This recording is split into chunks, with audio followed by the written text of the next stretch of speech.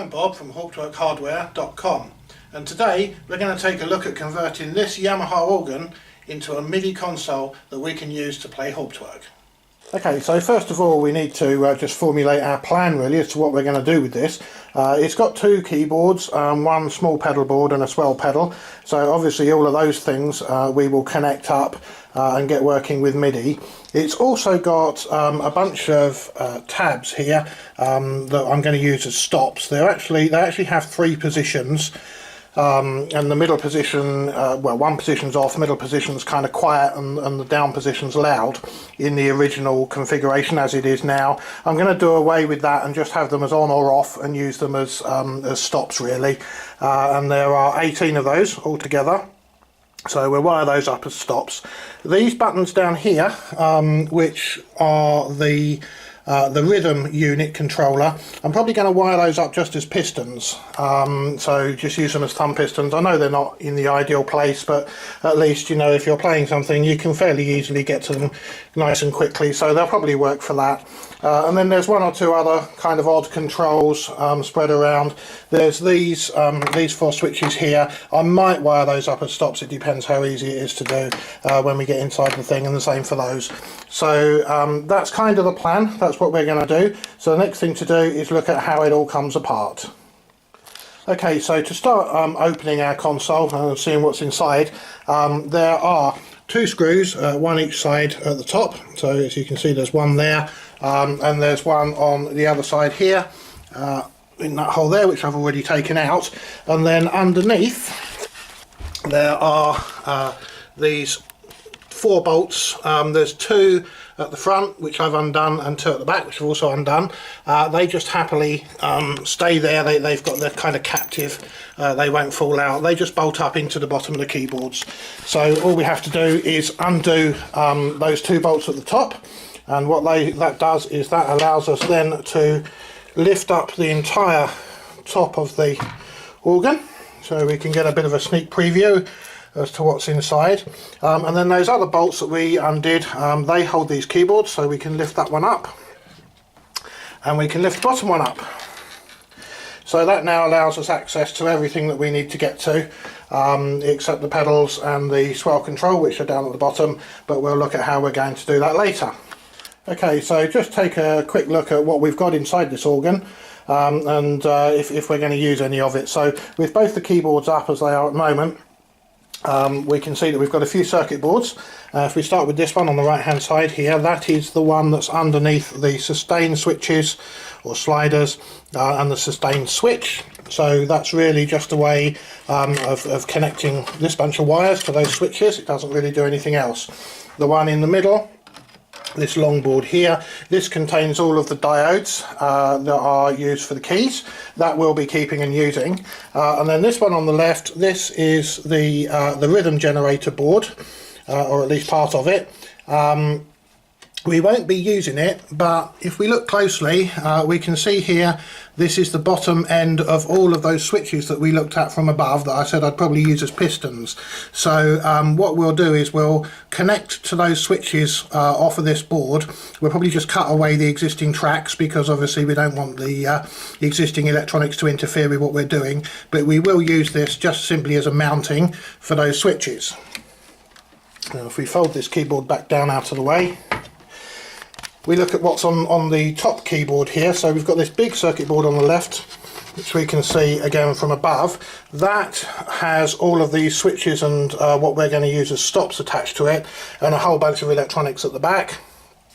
We won't be using the existing electronics, but again what we will do, you can see quite plainly here that each one of those stop switches is clearly marked on the bottom as to which is which, and again we'll be connecting to those on this side of the board and cutting away the tracks to the existing electronics.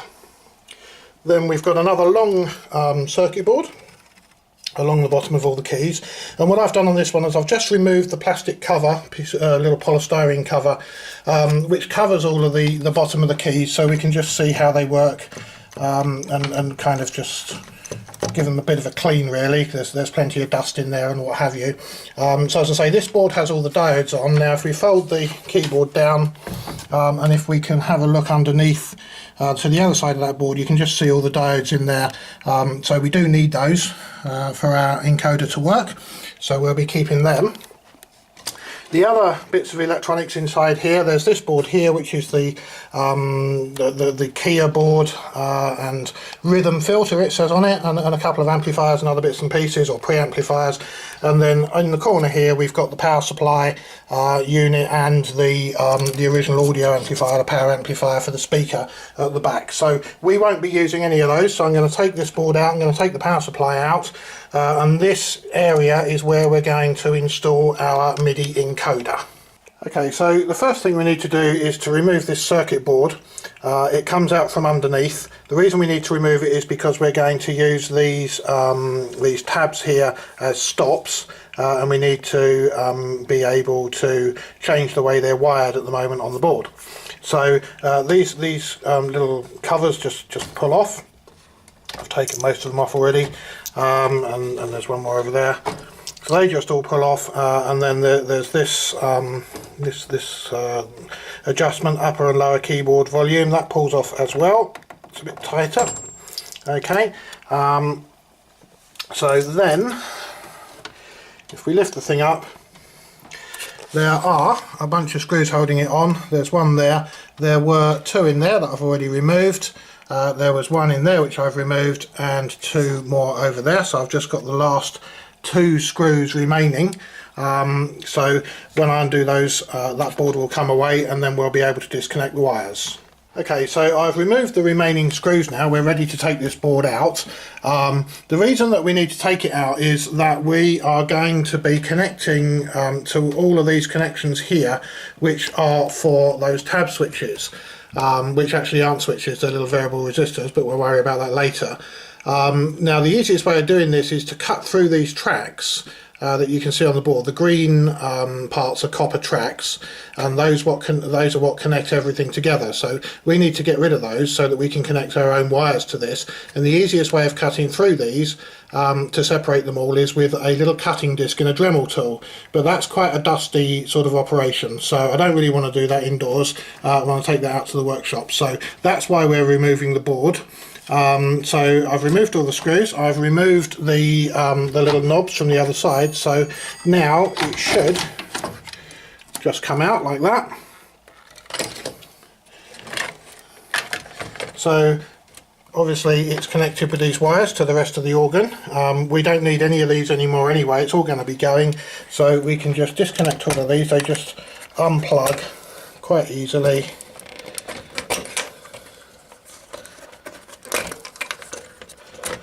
So, okay, so that's the first part of it. There's some more along this side.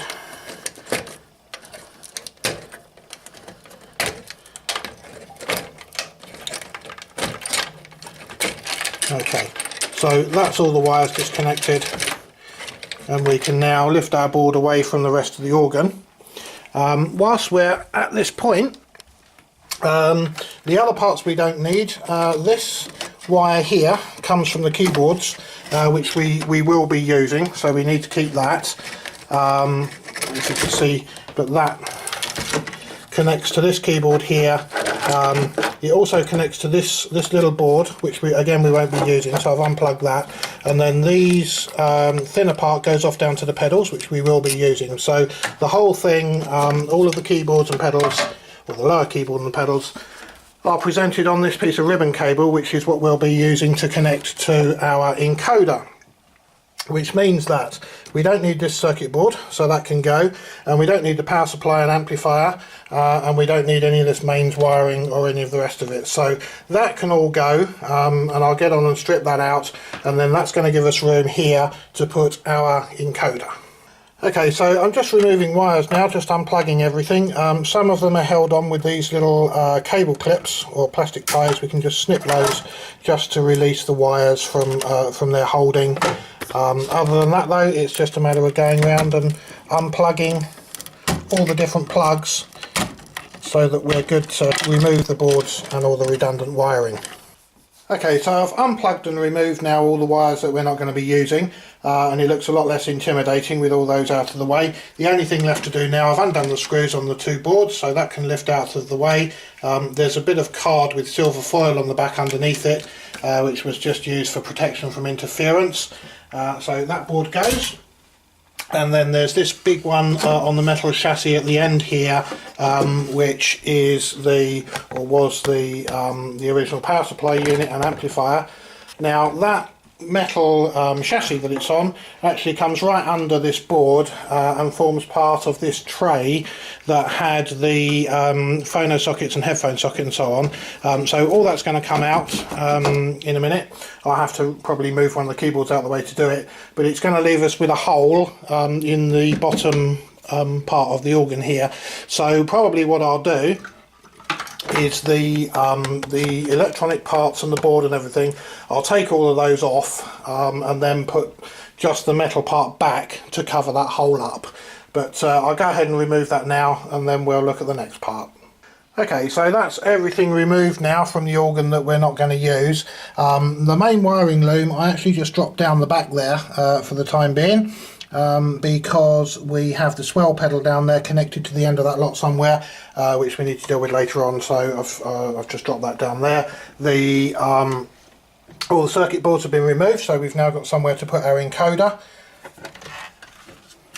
And the only wires we've got left are from our keyboards. So we've got this connector here from the top keyboard, and we've got this connector here, which is from the pedals and the bottom keyboard. We have this little circuit board over here, which has just got a couple of switches on it, which we might or might not use, so I've left it in there. And then there's this one on the left here, which has got these switches that we looked at earlier, which I'll probably use or wire up just as thumb pistons. So that's where we're at the moment. The board that we looked at earlier is there. That has got, if we look at it now, you can see it's got lots of these little they're actually little potentiometers of varying values that's marked on the top of them. They're all quite high values, so they should work for what we want to do. So 100k, most of them. There's a 250k there. There's a 10k, a 25k, and so on. So I'll give those a clean up, and then what we're going to do next is we're going to take the board to the workshop, and we are going to cut away the tracks, as we said earlier, from the bottom side of all of those little potentiometers that we looked at. So each one has got 3 connections, and we want all of those 3 connections to be separated from each other and from their neighbours. So the easy way of doing that is we're just going to cut through all of the green tracks on the board along here, and then along the other side, and then between them with a Dremel tool, which hopefully should be fairly easy, but it is a bit dusty, so that's why I'm going to take it to the workshop. Okay, so I've got one of these little rotary tools here, which is what I'm going to use just to cut away the tracks on this board. So I've made a start just in this corner, as you can see there, and that's what we need to do, is just cut through all of these green copper tracks. So I'll get on and do that, and we'll take a look at it afterwards. Okay, so that takes care of separating all the connections from those tabs that we're going to use as stops. So the next bit I've got to do is the switches at the front here. So the same idea with those connections for those 4 switches there, and also for this other control here, which was the upper and lower keyboard balance. Okay, so I've taken the other smaller boards out of the organ now as well, because I need to do the same thing on those just on the back there of the board. Just cut away the tracks from around the connections to the switches. However, I want to use these switches as thumb pistons, albeit that they're in the wrong place, but they're kind of the wrong sort of switches, because when you push them down they stay down, and I don't want them to do that. So what I'm going to do, I don't know whether it's going to be possible to show this in the video here, but there's a underneath the switches there's a little bar that kind of moves backwards and forwards that locks the switch down. And just in that hole there, and I don't know if it's possible to see or not, I can't see it on the small screen on the camera, but there's a little tiny spring that keeps the bar at one end, and that spring, I'm just going to hook that out. I think you can just about see it there to the right of the vertical pole. I'm just going to hook that out with a pin and dispose of that, and once I have, that will allow me to fix this bar, which is really hard to show you. But what I'll do is I'll get the spring off, and then I'll get the bar fixed out of the way, and I'll be able to show you a bit more clearly then what I'm talking about. Okay, so I've modified these switches now so that they don't latch down anymore. Underneath the switch you can just see, hopefully there, where I've just put a little bit of hot melt glue. I've removed the springs that we looked at, put a little bit of hot melt glue in just to hold the bar out of the way, and the same underneath those switches at the front there. So that will stop them now from latching down. Okay, so I've modified these switches now so that they don't stay down anymore. They're just momentary switches, which we can use as thumb pistons. Although they're not in the ideal place, but at least they kind of work the right way around.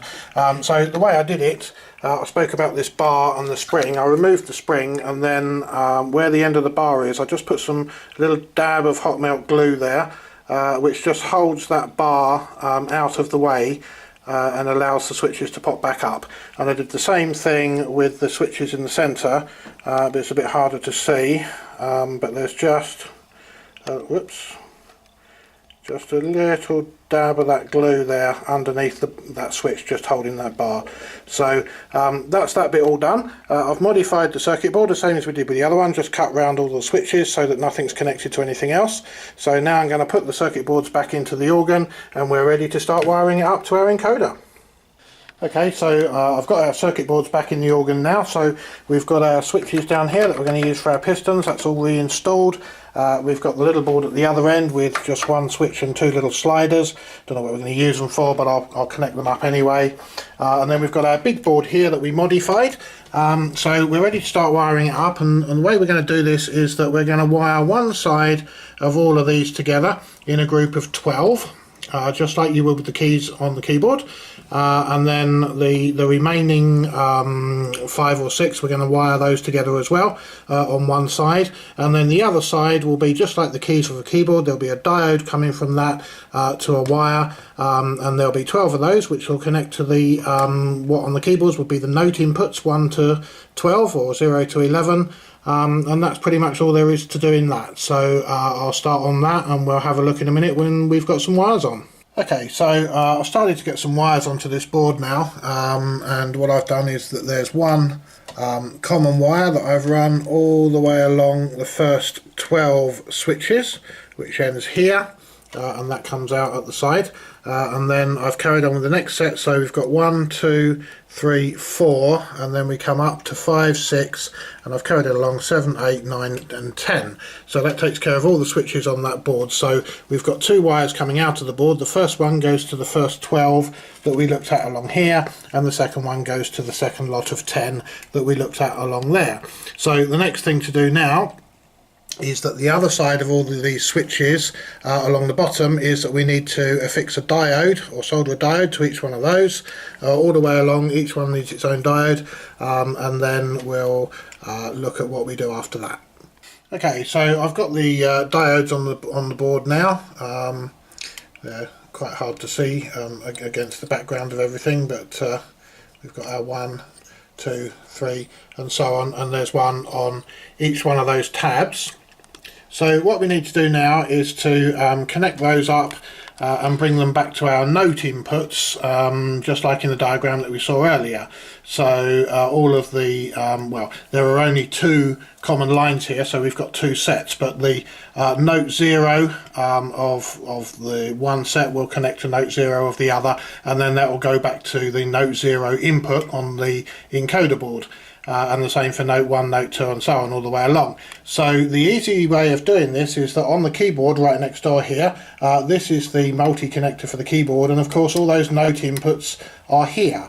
So I'm just simply going to bring all of these back. So note 1 of this octave is going to connect to note 1 here, and note 1 of the second, what would be an octave, which starts here, is going to come back to note 1, and note 2 goes to note 2 and so on. So I shall wire that up.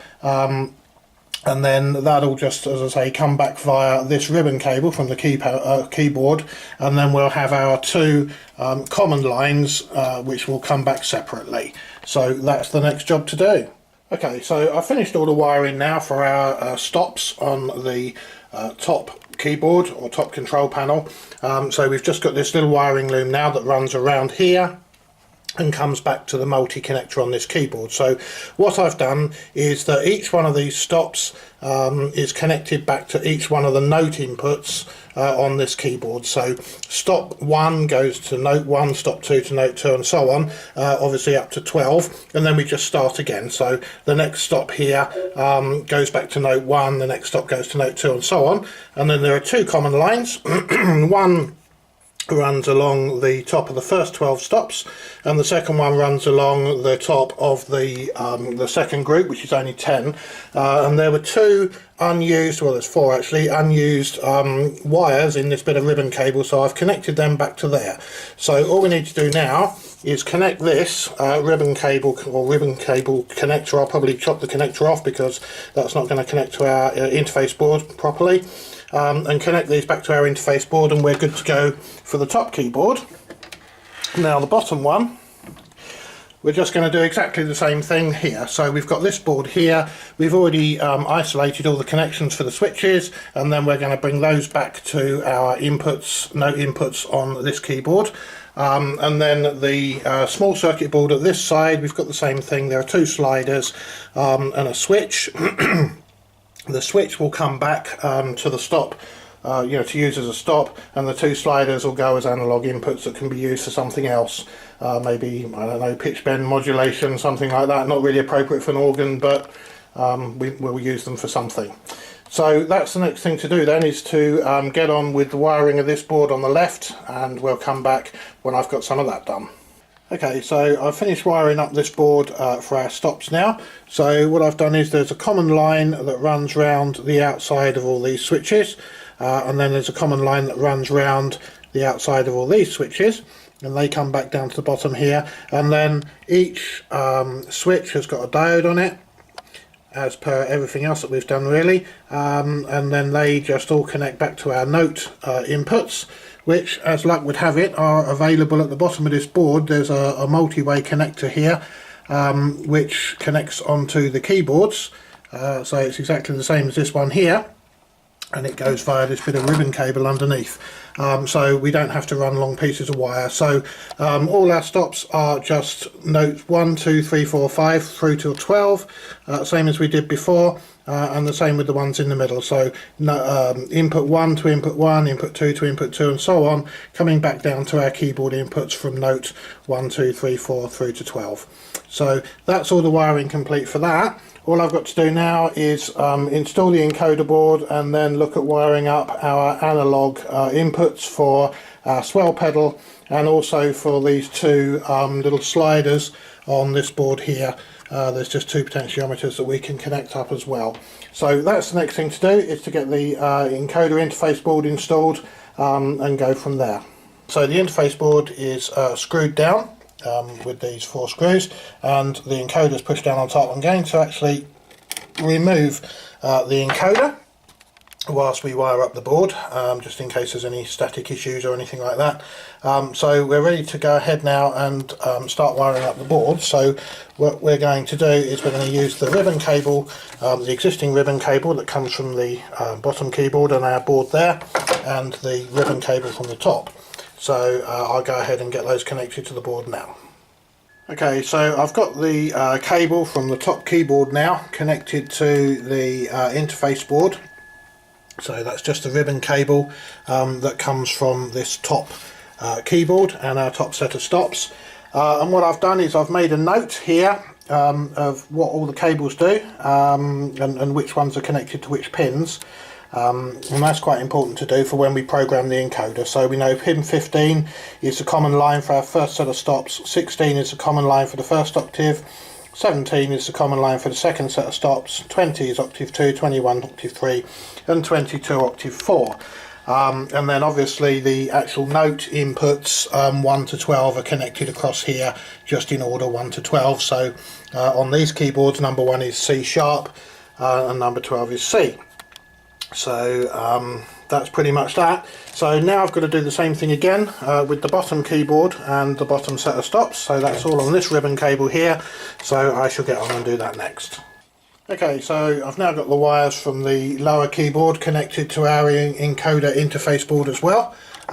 So that's the two ribbon cables. So that one's from the upper keyboard and this one's from the lower keyboard, and the pedals and the lower stops as well. Unfortunately with the ribbon cable you can't make it sort of super neat really, so that's about as best we can do with that. As with the upper keyboard, I've made a note of which pins are connected to what. So we've got our note pins 1 to 11, and then these 22, 24, 26 and so on. Those are the pins along here and along the side here, which connect to our octave lines and our stop common lines and so on. So the next thing to do is to get the analog controls connected. So we've got our two little sliders here which will connect up, and we've got our swell pedal down the bottom, so we need to get those connected next, and I'll come back when I've done that.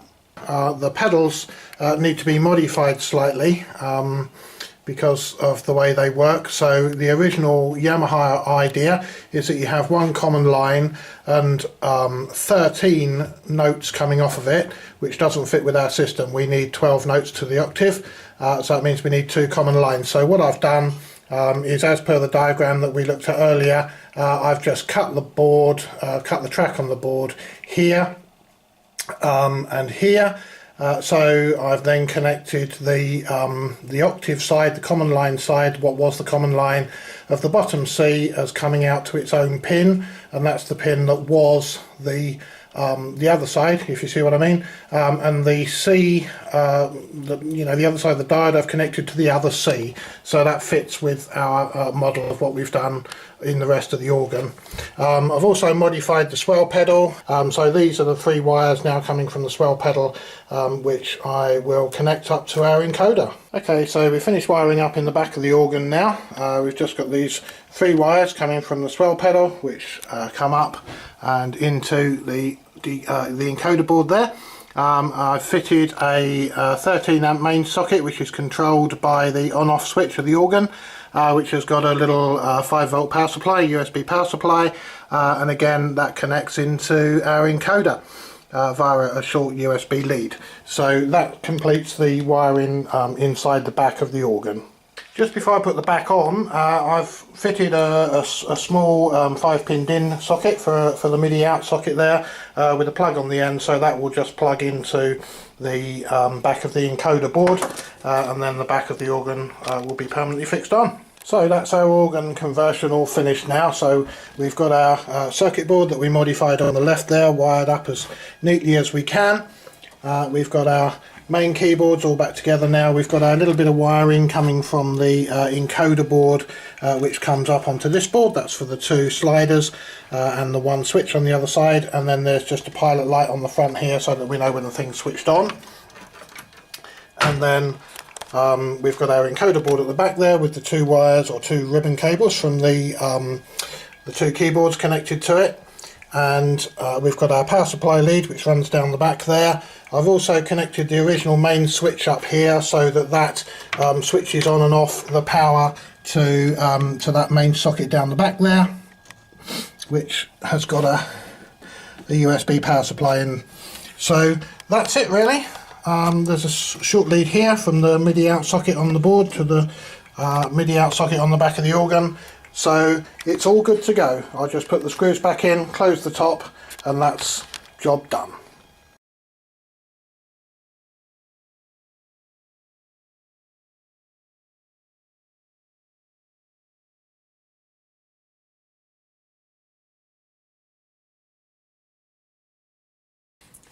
Okay, so this is the circuit board from the keyboard from the Yamaha organ. I think it's actually from a different organ to the one that we've been looking at in the previous video, but it's from a Yamaha organ, and it's split up. This one actually, for some reason, it starts on F. Yamaha have a strange habit of just starting on a random note on their keyboards. I guess it's because it's not a full 5-octave keyboard, I don't know. But anyway, this one starts on F, and it's kind of split into octaves from there. So we've got F, F sharp, G, G sharp, A sharp, B, C, C sharp, D, D sharp, E, and then the whole thing is repeated again 3 more times, and at the very end here we have an F, which is all on its own. So that's in different octaves. So what I've done on this circuit board is just marked with these lines here the breaks in the octaves. And if you look at this side, the way this works is the white plastic key is pressed down on these little spring loaded tabs here, and each one of those is connected back to one of these diodes.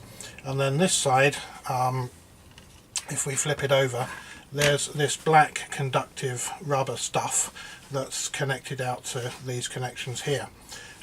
So the way this is split up is that the last, or the top F, is in an octave all on its own electrically, and that yellow wire leads back from that connection. And then the previous octave this is a common bar that comes back via that green wire. Previous one to that comes back via the yellow wire, and then this one comes back via the green, and this one comes back via the yellow. So what happens is that when you play this, as you press a note down or a key down, it connects one of these spring connections to this conductive rubber strip, thus making the circuit between, in this case, the yellow wire and whichever one of these that you press down with a key. And there's a diode in series with each key, and they need to be there. If you have a look at the video that I keep referring to below, the Universal MIDI encoder video, it explains in there all why we need these diodes and how it works and so on.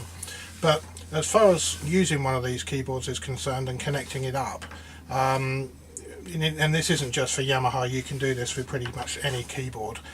If you flip it over and have a look at the actual print on the printed circuit, we can see pretty much what's going on. So this here is the multi-way connector, where all the wires went back down that ribbon cable, and then that spreads out via all these connections. So I don't know how well it shows up. Let me zoom in a little bit actually onto one part of this so that we can see. Ideally we want sort of 2 octaves, so let's put it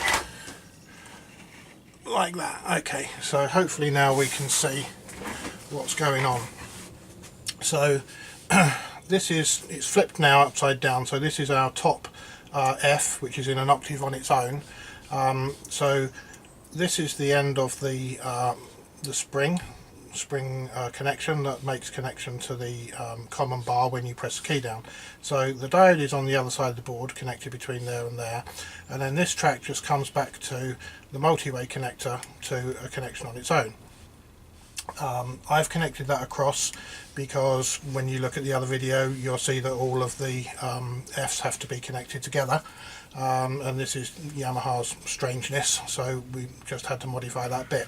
But as far as all the others are concerned, you'll see that each one of these notes comes back via a diode and comes back to the multi-way connector. So there are 12 notes, okay, whichever one you care to start on, so either C through C, D through D, or in this case F through F. But each one of them comes back via these diodes, and you can see via these traces comes back to this. So that gives us our 12 notes.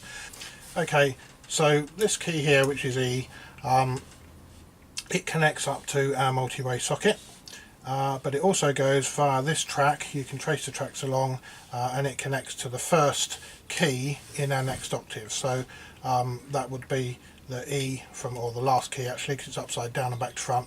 So that's the last E in that octave, and then it carries along and does the same in the next octave, in the last octave as well, obviously, which you can't see because it's off camera. And each key does that. So what I've done with our F here, this was on its own, so I've just connected it across so that it joins up with all the other Fs. So that gives us all of our notes appearing here. So we've got our C, D, E and so on all the way through, 12 notes of the octave.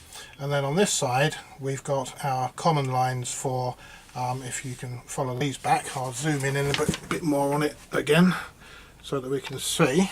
Just get that somewhere about right so we can see what we're talking about. So this side are our 12 notes, and then this side we've got our octave lines. So this one comes through here, goes up that yellow wire, and that is the single key on its own, in its own octave if you want. And then the next octave common line comes back via this green wire, which comes through to this connection here on the other side of the board. So via its track that comes back to that connection. The next one you can see goes through that way to here, and that's the yellow wire, the common line for this octave. And then there is the same arrangement which is further down the board, but basically comes back on the remaining connections here. So that's pretty much how you can look at the circuit board and trace out what does what. So you can follow where the notes go, you can follow which notes are connected to each other, and you can see whether they're in groups of 12 or in groups of 8. Some keyboards they use groups of 8 because they use a kind of completely different scanning arrangement, but we'll look at that in another video. But basically have a look at the board, see where everything goes, and just make a little drawing of it if you want, or kind of figure it out in your mind. But you should end up with, on a what's this, four octaves and a bit, so a 5-octave keyboard, you'll end up with the 12 note lines and 5 common lines. So that's one for each of the octaves and one for this last octave, albeit it only has one note in. So I hope that helps explain how to figure out what we're doing when we wire up the keyboards.